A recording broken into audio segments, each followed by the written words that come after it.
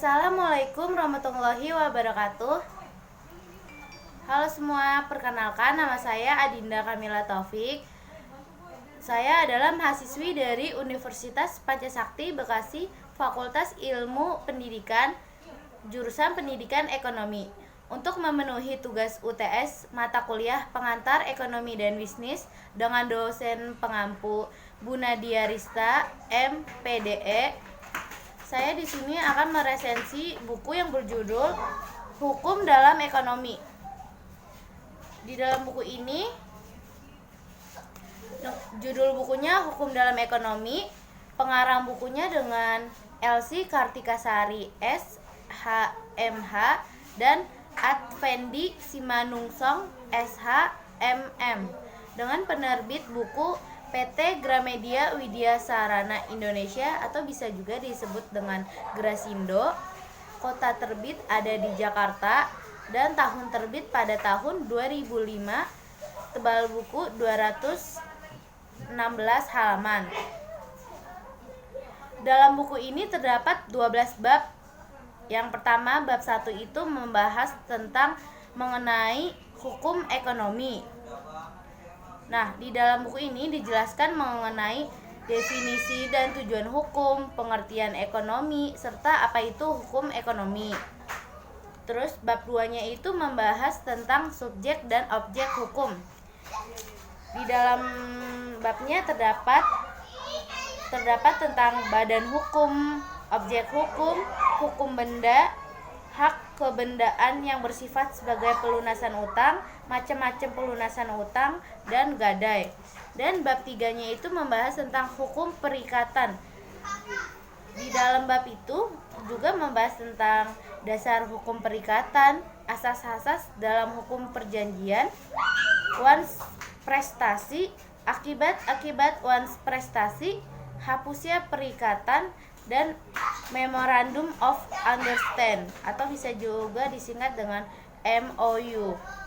Dan bab 4-nya itu membahas tentang hukum dagang.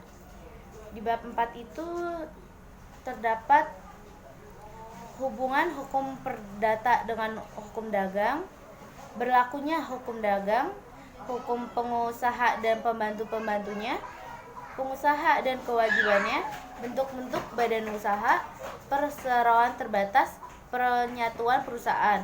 Dan di bab 5 itu membahas tentang surat-surat berharga. Babnya terdiri dari jenis-jenis surat berharga. Dan di bab 6 itu tentang hukum asuransi. Di bab ini membahas tentang dasar hukum asuransi, penggolongan asuransi, prinsip-prinsip asuransi, polis asuransi, dan juga bab 7-nya itu tentang hak kekayaan intelektual. Di bab ini dibahas mengenai prinsip-prinsip hak kekayaan intelektual, klasifikasi hak kekayaan intelektual, dasar hukum hak kekayaan intelektual di Indonesia, dan juga hak cipta, hak paten, hak merek, perlindungan varietas tanaman, rahasia dagang, desain industri, dan juga desain tata letak sirkuit terpadu.